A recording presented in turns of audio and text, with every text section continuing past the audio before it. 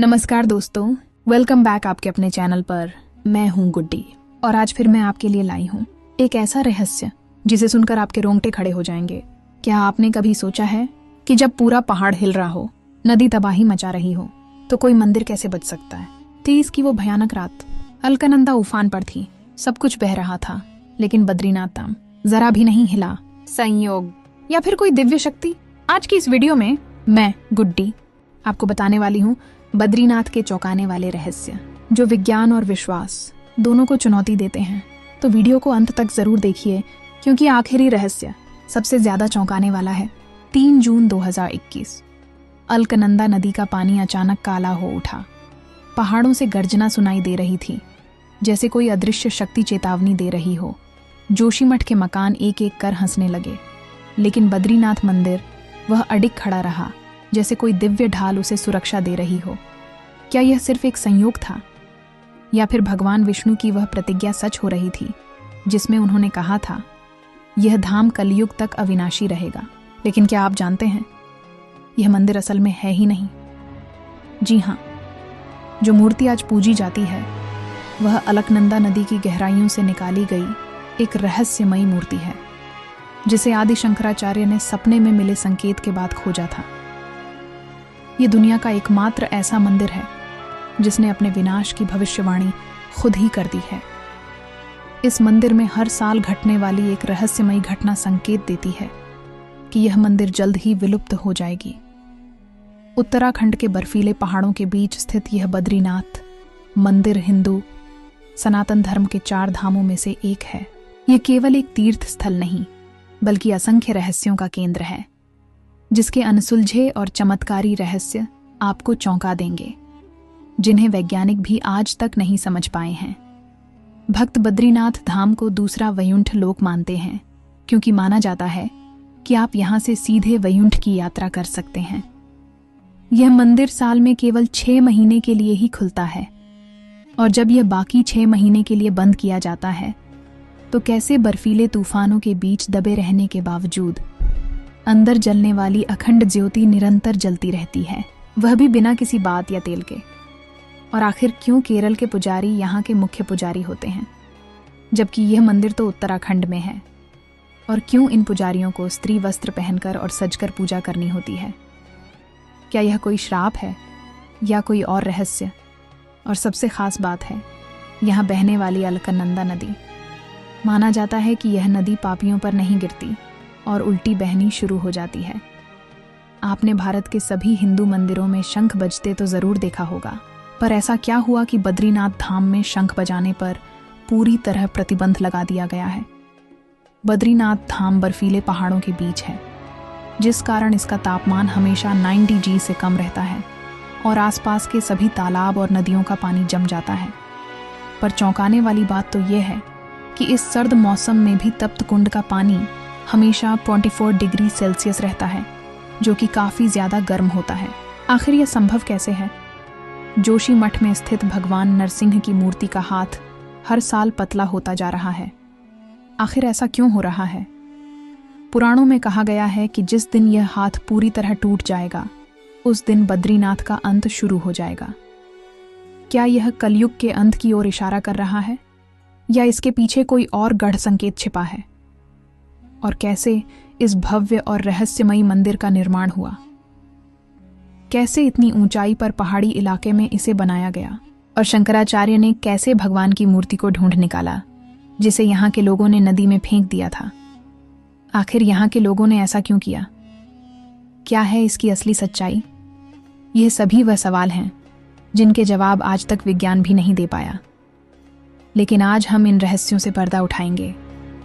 तो क्या आप तैयार हैं बद्रीनाथ के उन अविश्वसनीय रहस्यों को जानने के लिए, जो आपके विश्वास और विज्ञान दोनों को चुनौती देंगे?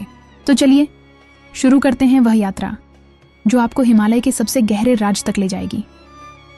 7 फरवरी 2021 की वो भयानक सुबह, जब हिमालय का दिल धड़कना बंद करने लगा था। रेनी गांव में अचानक ग्लेशियर टूटा और अलकनंदा नदी ने क्रोध का रूप ले लिया। पानी का वह राक्षसी रूप देखकर सबकी सांसें थम गईं। 20 फीट ऊंची लहरें पूरे गांवों को निगलती हुई बद्रीनाथ की ओर बढ़ रही थीं। लेकिन जब यह प्रलय बद्रीनाथ मंदिर से सिर्फ 500 मीटर दूर थी, तभी कुछ ऐसा हुआ जिसे आज तक कोई नहीं समझ पाया। अचानक नदी ने अपना रुख बदल लिया, जैसे कोई अदृश्य दिव्य शक्ति ने उसे मोड़ दिया हो।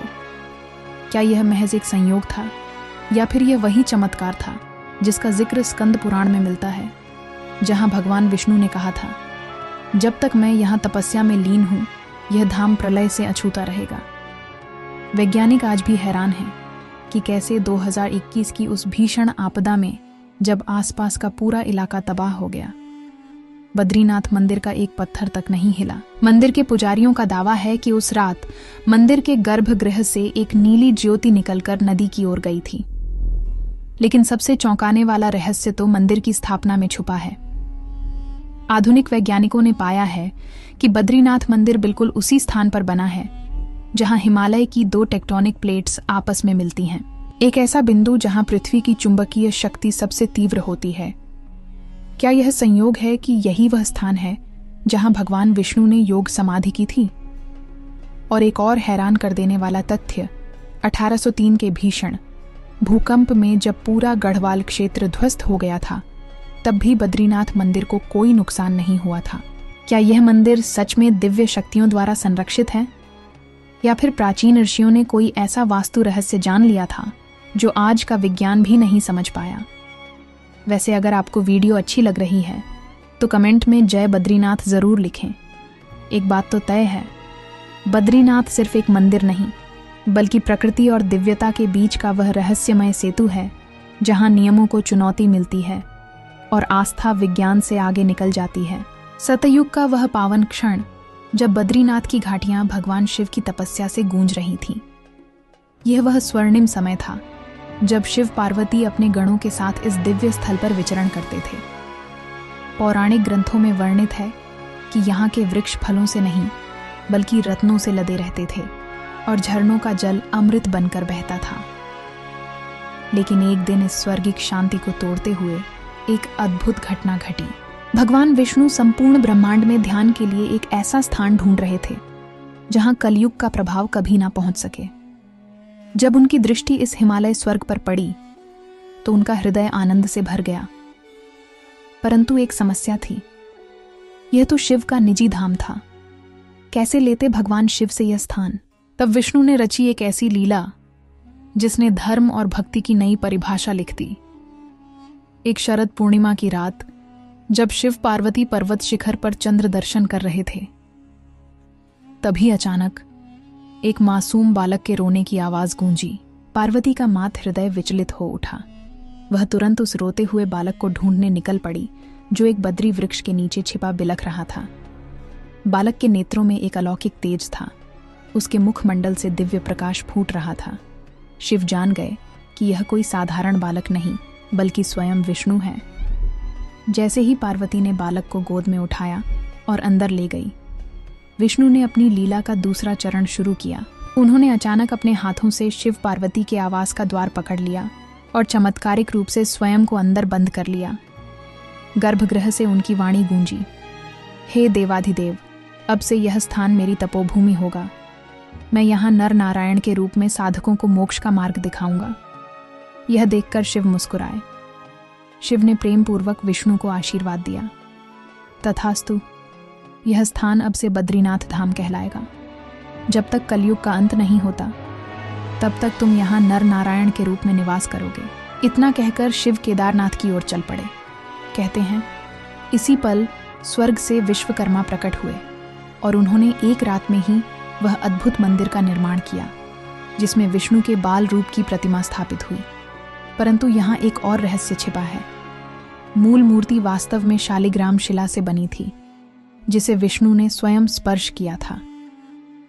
जब 8वीं सदी में आदि शंकराचार्य ने इस मूर्ति को नारद कुंड से निकाला तो उसमें से इतना तेज निकला कि देखने वाले साधुओं की आंखें चौंधी आ गईं। 8वीं शताब्दी का वह ऐतिहासिक क्षण जब बद्रीनाथ धाम सैकड़ों वर्षों से मूर्ति विहीन होकर सूनापन झेल रहा था।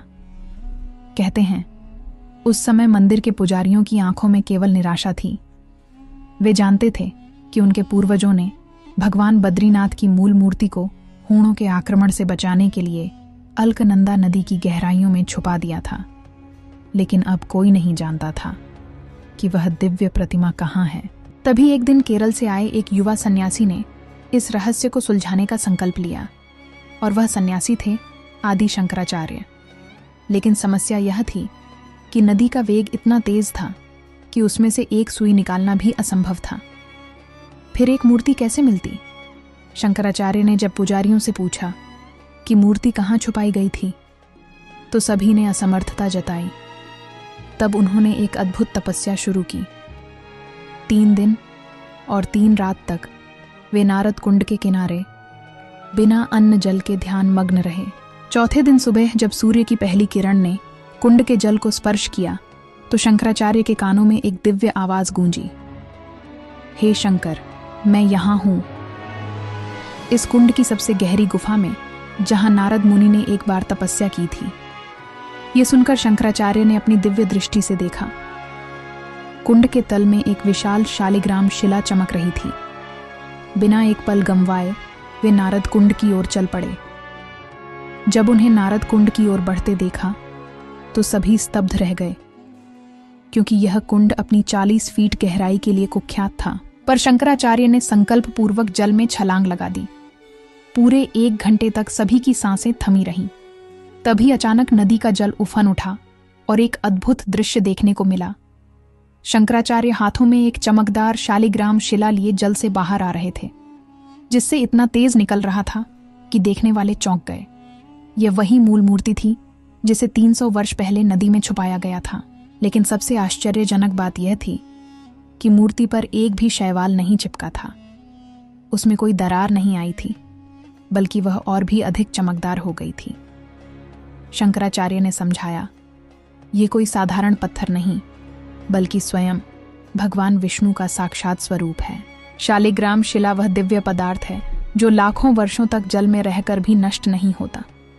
उसी दिन से यह मूर्ति बद्रीनाथ मंदिर के गर्भगृह में स्थापित हो गई। पर क्या आप जानते हैं, आज भी यह मंदिर साल में केवल 6 महीने ही खुला रहता है और बाकी के 6 महीने बंद। हर साल अक्टूबर-नवंबर के आसपास, जब इस क्षेत्र में काफी ज्यादा बर्फबारी होती है, तब भक्तों की सुरक्षा को ध्यान में रखते हुए यह मंदिर 6 महीनों के लिए बंद कर दिया जाता है। क्या यह केवल एक प्राकृतिक घटना है या इसके पीछे कोई रहस्य छुपा हुआ है? शास्त्रों के अनुसार जब मंदिर को 6 महीनों के लिए बंद कर दिया जाता है, तो इस दौरान मंदिर में देवता स्वयं आकर भगवान की पूजा करते हैं। 1934 में एक ब्रिटिश फोटोग्राफर ने दावा किया था कि उसने सर्दियों में मंदिर के अंदर से दीपक की रोशनी और मंत्रों उच्चारण की आवाजें सुनी थीं। जब उसने इसकी जानकारी तत्कालीन राजा को दी, तो उसे सख्त चेतावनी मिली कि इस रहस्य को कभी ना उजागर करे। 2017 में एक शोध दल ने मंदिर परिसर में सेंसर लगाए, जिन्होंने रात में अनजान ध्वनि तरंगे रिकॉर्ड की, ठीक वैसी ही जैसे कोई पूजा कर रहा हो। यह सारी चीजें गवाह हैं कि इस दुनिया में ऐसी कई चीजें हैं जो विज्ञान की सीमाओं को तोड़ देती हैं, और बद्रीनाथ इसका उत्तम उदाहरण है। मंदिर के कपाट बंद होने के बाद पूजा अर्चना का काम जोशी मठ में स्थित भगवान नरसिंह के मंदिर में विशाल उत्सव मूर्ति के रूप में जारी रहता है। कपाट बंद करने की तिथि विजय या दशमी के दिन घोषित की जाती है, और आमतौर पर अक्षय तृतीया के दिन इसे फिर से खोला जाता है। लेकिन सबसे चौंकाने वाली बात तो यह है कि मंदिर के कपाट 6 महीनों के लिए बंद करने से पहले मंदिर के अंदर अखंड ज्योति जलाई जाती है, जो 6 महीनों तक लगातार बिना बुझे जलती रहती है। आखिर क्यों इसका तेल खत्म नहीं होता? क्यों बात ही पूरी तरह नहीं जलती? यह आज भी विज्ञान के लिए चौंकाने वाली बात है। लेकिन भक्त मानते हैं कि यह भगवान की उपस्थिति का प्रमाण है, और जब मंदिर 6 महीने बंद रहता है, तब देवता इस दीपक को जलाए रखते हैं। इस ज्योति के दर्शन मात्र से श्रद्धालुओं की आस्था और भक्ति को एक नई ऊर्जा मिलती है। कहा जाता है कि जो भी भक्त सच्चे मन से इस ज्योति के दर्शन करता है, उसे मोक्ष की प्राप्ति होती है। यही कारण है कि यह बद्रीनाथ यात्रा का एक अत्यंत महत्वपूर्ण आध्यात्मिक हिस्सा माना जाता है। बद्रीनाथ धाम की रहस्यमय गाथाएं यहीं समाप्त नहीं होती। इस पवित्र भूमि के हर कोने में एक अलग चमत्कार छिपा हुआ है। ऐसा ही एक अद्भुत स्थान है वसुधारा झरना, जो बद्रीनाथ धाम से लगभग 4 किलोमीटर की दूरी पर स्थित है। यह झरना लगभग 400 फीट की ऊंचाई से गिरता है। इसका जल अत्यंत ही पवित्र होता है, जिस कारण यह जल केवल पुण्य आत्माओं पर ही गिरता है। अगर कोई पापी व्यक्ति इस झरने के पास जाता है तो वसुधारा उल्टी बहना शुरू कर देती है।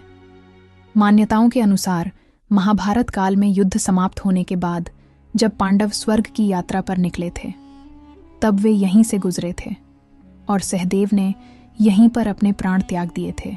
बद्रीनाथ धाम में एक चमत्कारी कुंड भी है, जिसे तप्त कुंड के नाम से जाना जाता है। इस कुंड के सामने प्रकृति भी अपने नियम तोड़ देती है। चारों ओर बर्फीले पहाड़, जहां तापमान 5 डिग्री सेल्सियस तक पहुंच जाता है, लेकिन इस तप्त कुंड का तापमान हमेशा 55 डिग्री सेल्सियस ही होता है। इस कुंड का तापमान सालों से एक जैसा है, न बढ़ता है न घटता है। श्रद्धालु दूर दूर से इस कुंड के दर्शन करने आते हैं।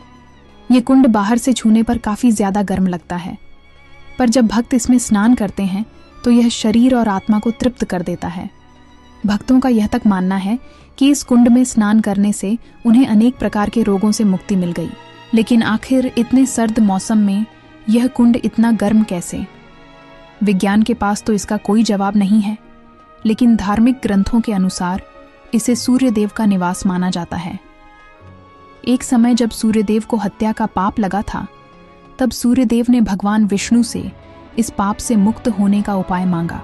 तब भगवान विष्णु ने उन्हें बद्रीनाथ के इस तप्त कुंड में तपस्या करने की सलाह दी, जिसके पश्चात सूर्यदेव ने कई हजार वर्षों तक इस तप्त कुंड में तपस्या की, जिस कारण यह स्थान उनकी ऊर्जा से भर गया। वैसे मैंने वीडियो की शुरुआत में बताया था कि इस मंदिर में शंख नहीं बजाई जाती। क्या आपने सोचा है क्यों? भारत के सभी हिंदू मंदिरों में शंख बजाने की परंपरा है, पर यहाँ नहीं। तो इसकी कथा कुछ इस प्रकार है कि एक समय माता लक्ष्मी बद्रीनाथ धाम में तप कर रही थी और उसी दौरान श्री हरि विष्णु ने शंखचूड़ नामक एक असुर का वध किया। भगवान विष्णु नहीं चाहते थे कि माता लक्ष्मी की तपस्या में कोई विघ्न हो, इसलिए उन्होंने विजय शंख नहीं बजाया। तब से ही इस स्थान पर शंख ना बजाने की अद्भुत प्रक्रिया चली आ रही है। एक और बात जो माता लक्ष्मी से ही जुड़ी है, जो कि काफी चौंकाने वाली है, कि क्यों यहाँ के मुख्य पुजारी स्त्री वस्त्र पहनकर मंदिर में प्रवेश करते हैं, और क्या है इन पुजारियों की असली सच्चाई। तो चलिए जानते हैं यहाँ के पुजारियों की अनोखी अनुष्ठान। लेकिन उससे पहले अगर आपको वीडियो अच्छी लग रही है तो वीडियो को लाइक करके चैनल को सब्सक्राइब ज़रूर कर लें। ये आपके लिए तो फ्री है, पर इससे हमारी काफ़ी मदद हो जाती है। सर्दियों की वह कड़कड़ाती सुबह, जब बद्रीनाथ मंदिर का मुख्य पुजारी अपने दैनिक अनुष्ठान के लिए तैयार हो रहा था, लेकिन यह कोई सामान्य तैयारी नहीं थी। वह एक एक कर स्त्रियों के वस्त्र धारण कर रहा था। गहरे लाल रंग की साड़ी, चमकदार नथ, कंगन और फिर अंत में अपने माथे पर सिंदूर की लंबी बिंदी। ये कोई मजाक नहीं, बल्कि सदियों पुरानी वह अद्भुत परंपरा थी जिसने वैज्ञानिकों को हैरान और इतिहासकारों को चकित कर रखा है। बद्रीनाथ के मुख्य पुजारी, जिन्हें रावल भी कहा जाता है, यहाँ के पुजारी वर्ष में 2 बार स्त्री वेश धारण करते हैं। इसके पीछे एक गहरी आध्यात्मिक मान्यता जुड़ी हुई है। दरअसल बद्रीनाथ मंदिर में भगवान विष्णु अपने 24 स्वरूपों में से एक नर नारायण रूप में विराजमान हैं। उनकी पूजा के साथ देवी लक्ष्मी, भगवान गणेश, कुबेर और उद्धव जी के विग्रहों की भी उपासना की जाती है। लक्ष्मी जी का मंदिर मुख्य मंदिर के बाहरी भाग में स्थित है। विजयदशमी के आसपास जब बद्रीनाथ धाम के कपाट बंद किए जाते हैं, तो देवी लक्ष्मी की मूर्ति को विशेष पूजा अर्चना के बाद मंदिर के अंदर स्थापित किया जाता है। परंपरा के अनुसार जब वसंत पंचमी के बाद मंदिर के कपाट खुलने का मुहूर्त तय किया जाता है, तब मुख्य पुजारी को स्वयं पार्वती जी का रूप धारण कर देवी लक्ष्मी को मंदिर से बाहर लाने की परंपरा निभानी होती है। यह इसलिए किया जाता है क्योंकि हिंदू परंपराओं के अनुसार किसी पुरुष को देवी को सीधे स्पर्श करने की अनुमति नहीं होती। इसलिए रावल देवी लक्ष्मी की सखी के रूप में तैयार होकर उन्हें मंदिर में पुनः स्थापित करते हैं। यहाँ के पुजारी केरल के नंबूदरी ब्राह्मण होते हैं। आप सोच रहे होंगे कि उत्तराखंड के इस मंदिर में केरल के ब्राह्मण क्यों? दरअसल इस परंपरा की शुरुआत शंकराचार्य ने की थी। जिसमें दक्षिण के पुजारी उत्तर के मंदिरों में और उत्तर के पुजारी दक्षिण में पूजा अर्चना करते हैं।